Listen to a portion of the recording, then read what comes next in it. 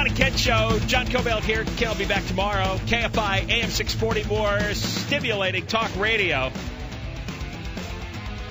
Chuck Reed is a Democratic mayor from San Jose, and he pushed a measure in San Jose, put it on the ballot, and voters approved to cut back pensions for current employees. It's being challenged in court, of course, by the unions.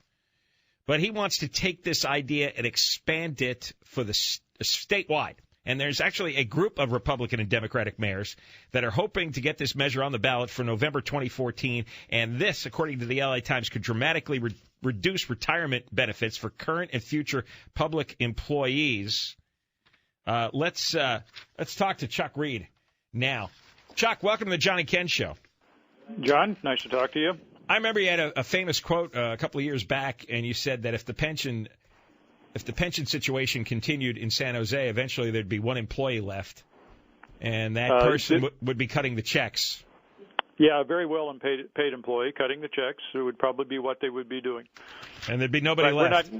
We're not going to get that extreme because we've taken some pretty significant measures in San Jose to avoid that, that doomsday scenario. Explain the new law in San Jose based on that measure you got passed. The new law in San Jose does a couple of things. First, it requires our current employees to pay more for their retirement benefits. A lot more. It could be potentially an additional 16% on top of what they're already paying if they want to keep the same level of benefits. And then we give them a choice, if they wish, to go to a lesser level of benefits that is a lot less costly to the city.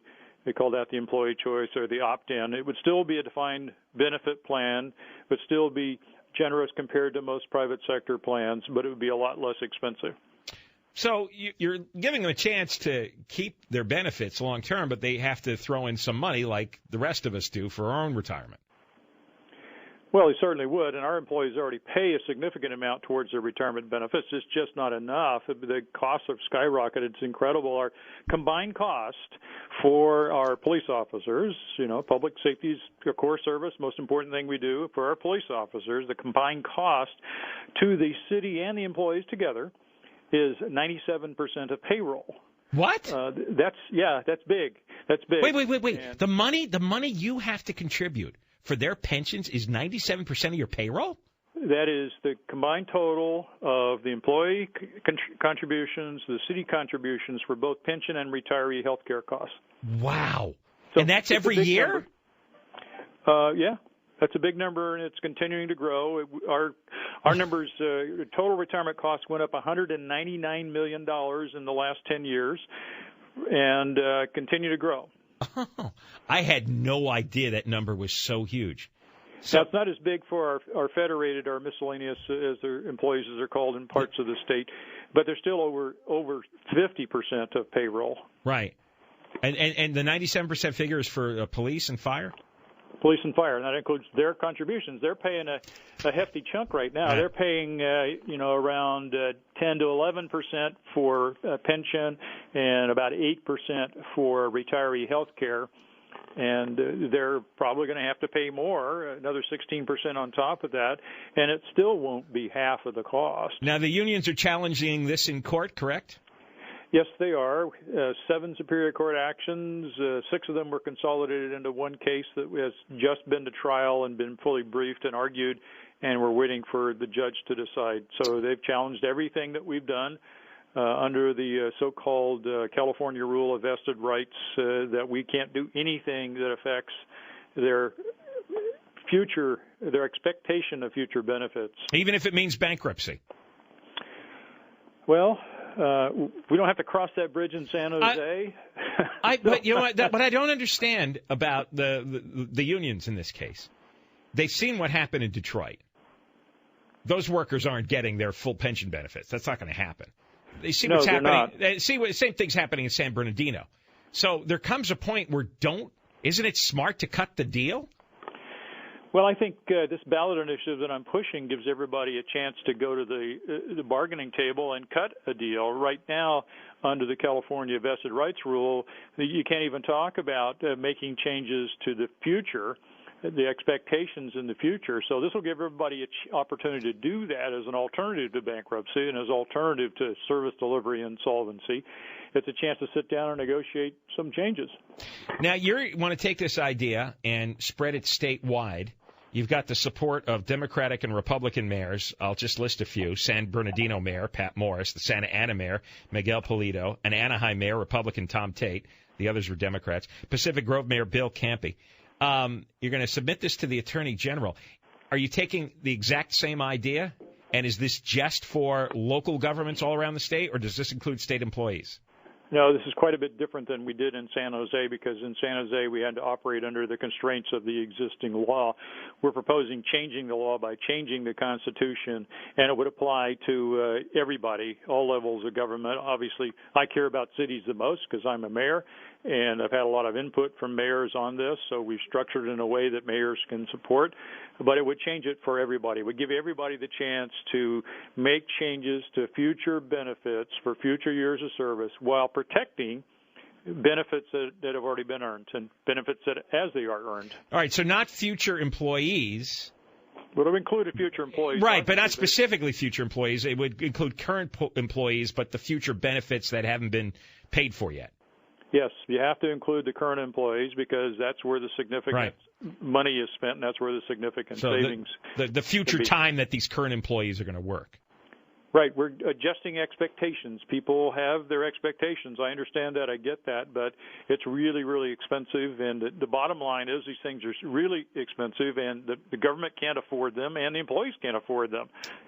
Now, so you've been quoted as saying you want them to adjust future expectations rather than seeing their benefits slashed in a bankruptcy. That's right.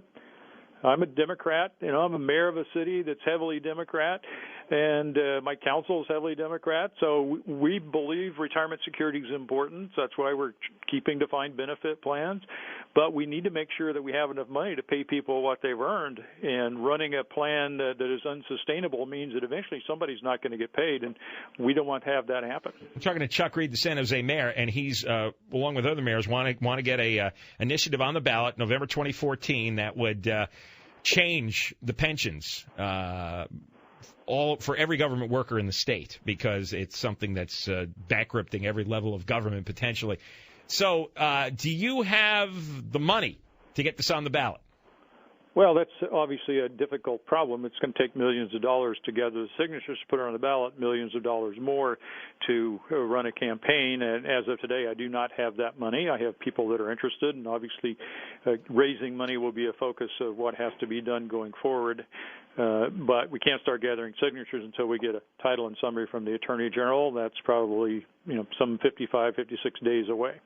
You are going to get a furious backlash from the statewide unions. Well, I don't know about that. I think their initial reaction, of course, will be totally opposed to any change. But when they look at what we're doing, we're empowering governments to sit down with their bargaining units and come up with solutions to this problem that seems to be intractable, that is causing pain throughout the state. It's causing pain to the employees. We got pay cuts, we got layoffs, we got furloughs, and we got cuts in services to our people. So there's a lot of pain. And I think that they'll see this as a reasonable approach to giving every level of government a chance to work out individual solutions to whatever problems they are, because this doesn't dictate an outcome. No, so this doesn't force the cities to take this plan. They can negotiate whatever they want.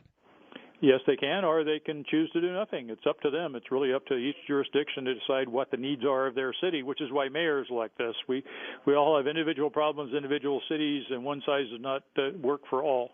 Why do you think unions are so stubborn that they push this in some cities right to bankruptcy? And then even after the bankruptcy is filed, they fight the idea of bankruptcy. Because I have never thought this is a political issue. It's just a math issue. Either the money exists or it doesn't. And clearly it's not going to in the future to fund all this. Why are they so insistent and stubborn? It's weird. It's almost like a religious cult. I can't speak for very many unions. In fact, not very many unions confide in me as to what they're doing. But I have shared the podium and the dais with a lot of union representatives. So first, it's not fair to make changes to those expectations. We have money that we could allocate for this. We choose it to spend on other things. and you can always raise taxes. Those are the sort of the approach that they've taken. And they seem to think that if they continue just to say no, that eventually things will get bad enough that somehow we'll raise taxes. I don't think that's a viable political approach. We already got, collectively the highest taxes in the nation when you add up all the categories. I don't know how much more. I mean, I just can't believe that. I mean, that's so greedy. They just want to take more and more money out of everybody else. I mean, everybody knows what the economy's been like for the last 5 years. It stinks. It still stinks. Well, fortunately, it's getting a little bit better. In San Jose, things are looking much better than it did a few years ago. But we still have these skyrocketing costs that are still eating the tax revenues as they come up, are just barely enough to keep up with the rise in retirement costs. All right, Chuck Reed, thanks for coming on with us. Okay, John, happy to be in. All right, Chuck Reed, the mayor of San Jose. We'll talk more about this when we come back on his idea to give cities and state government a chance to reduce the retirement benefits. Doesn't this stop at some point? I mean, and we're talking about the cops, the firefighters, the teachers. I mean, those are three of the biggest components here. It's like, what's wrong with these people? What's wrong with them? Why does a police officer, a fireman, a teacher insist? Why, if you're one of those categories, why do you insist on these massive pension benefits when people are showing you the math and they're telling you it can't last? This is good. You're going to hit bankruptcy. And the bankruptcy will be a few years down the road. You'll be that much older. You'll have that much less of a chance to adjust. I don't get it.